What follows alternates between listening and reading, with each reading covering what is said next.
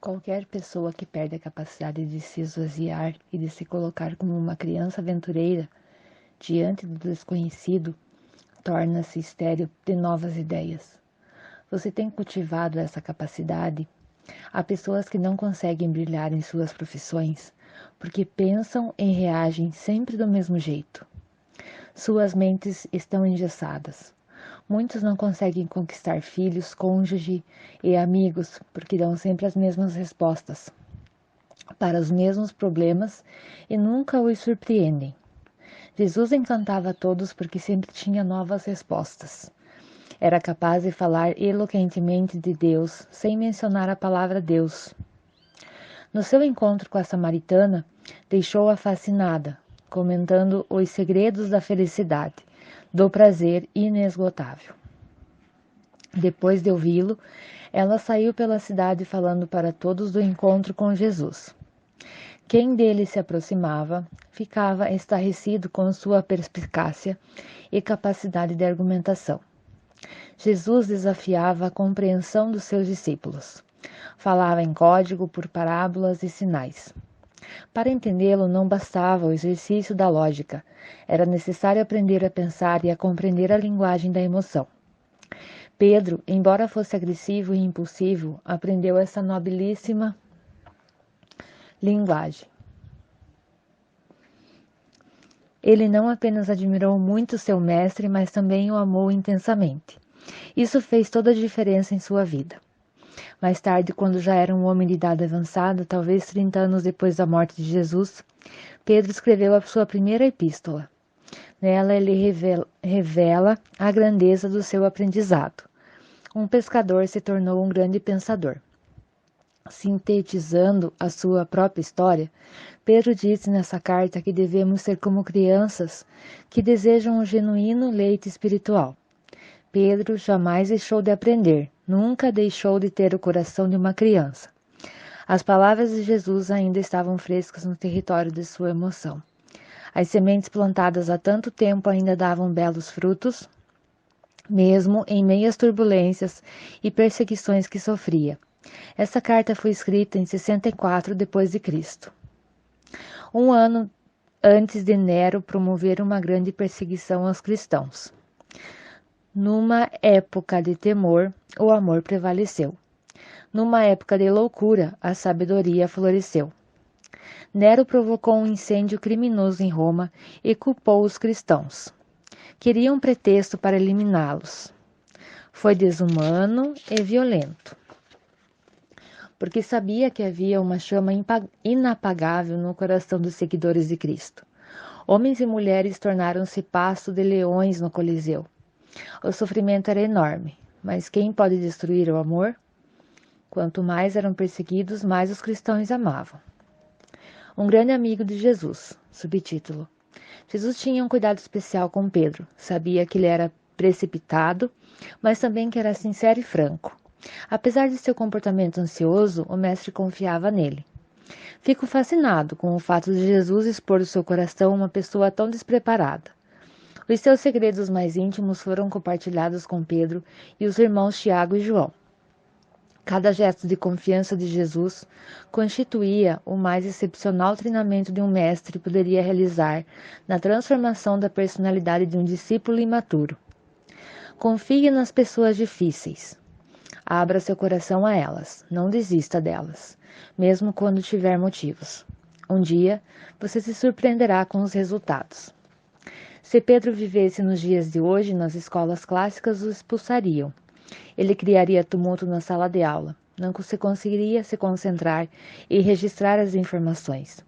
As aulas sem sabor emocional não o cativariam.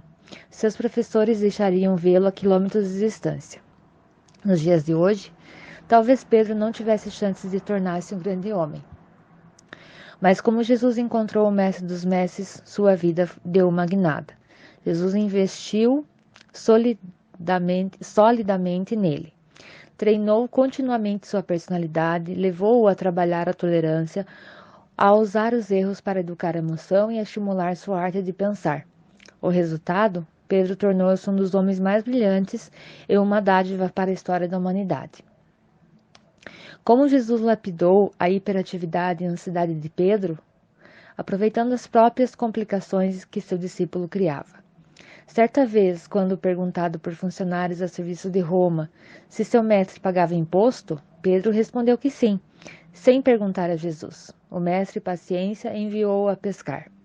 Disse-lhe que no primeiro peixe que fisgasse encontraria uma moeda que serviria para pagar o imposto. Pedro não tinha paciência para a pesca com vara. Gostava de aventura no mar. Pescar com vara é um exercício para sua paciência, e encontrar uma moeda na boca de um peixe era um exercício para sua fé. Parecia algo impossível. Enquanto pescava, ele questionava sua impulsividade e devia perguntar-se: por que sou tão precipitado? Da próxima vez, fecho a boca.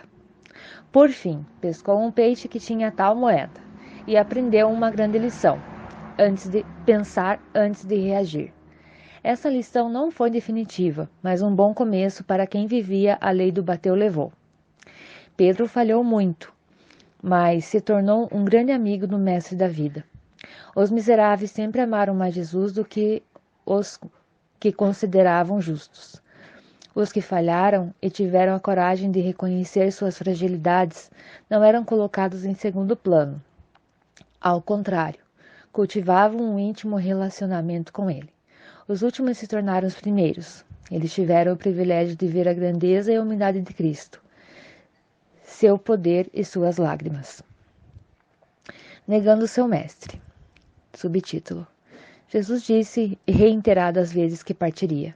Seria preso, torturado e crucificado. Como pode alguém que desarma a mente de qualquer opositor morrer de modo tão vil? Como pode alguém que discursara sobre a eternidade terminar a vida pendurado numa trave de madeira? Para Pedro, isso parecia impossível. Mas à medida que o fim se aproximava, o discípulo pressentiu que perderia Jesus. Ficou inconsolado. Não compreendia que a cruz era o desejo do seu mestre, não uma fatalidade. O carpinteiro da emoção esculpiu o amor na alma do pescador. O pescador aprendeu a amar, amou intensamente o carpinteiro e as pessoas que o cercavam. Pedro talvez tivesse morrido pescador se Jesus não tivesse encontrado. Ao segui-lo, Pedro passou a ver a humanidade de modo diferente. A vida ganhou um novo sentido. O tédio diluía-se, a repetição dissipou-se. Os problemas externos aumentaram, mas a alegria multiplicou-se e a paz alcançou níveis inimagináveis. Andar com Jesus era uma aventura maior do que viver no mar. Diariamente havia coisas novas. Quando Jesus ensinou a grande despedida da última ceia, uma tristeza aguda abarcou a emoção de Pedro. O teatro de sua mente foi invadido por pensamentos sombrios. Jesus caminhou para o jardim de Getsemane e seus discípulos inconformados o acompanharam. Comentei esse assunto em outros textos, na perspectiva de Jesus. Agora, preciso comentá-lo na perspectiva dos discípulos. A mente deles não parava de pensar em roubar energia do córtex cerebral, produzindo um desgaste enorme, uma fadiga intensa. Em poucas horas, eles gastaram mais energia do que em dias de trabalho braçal extenuante. No Getsemane, Jesus chamou em particular Pedro, Tiago e João. Subitamente, o mestre disse algo em comum, falou sobre sua dramática dor emocional. Permitiu que eles vissem suas reações de estresse. Os olhos dos discípulos presenciaram um espetáculo único. Os capilares de Jesus estouraram na periferia da pele, produzindo um suor sanguinolento. Quantos pensamentos não passaram na mente de Pedro? Jesus angustiado, sofrendo, confessando sua dor? Impossível. Ele observava a queixa do mestre dos mestres e as orações suplicantes ao seu pai, e ficava cada vez mais perplexo. Mateus capítulo 26, versículo 37.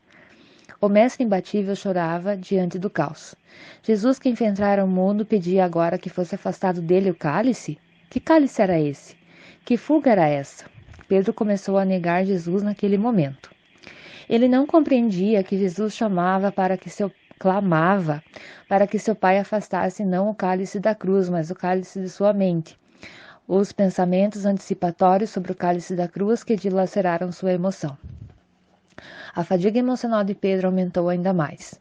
Seu cérebro, para evitar um colapso e economizar energia, provocou-lhe sonolência. Acabaram-se suas reservas. Pedro dormiu juntamente com Tiago e João. No momento em que Jesus mais precisava deles, não conseguiram estar alertas. Ao ver seu mestre preso, Pedro ainda mostrou alguma força, mas já cambaleava. O silêncio de Jesus o amedrontou. Os discípulos fugiram. Pedro seguiu à distância. Disfarçadamente, penetrou no pátio de Sinédrio. Não se deu conta de que, ao mesmo tempo, entrava no pátio de sua emoção. Percorria as vielas do medo e vivia o mais intenso treinamento de sua personalidade. Jesus era questionado, mas nada respondia. O silêncio de Jesus ecoava como uma cascata na alma de Pedro. As sessões de espancamento ferindo o rosto do mestre eram um espetáculo de terror.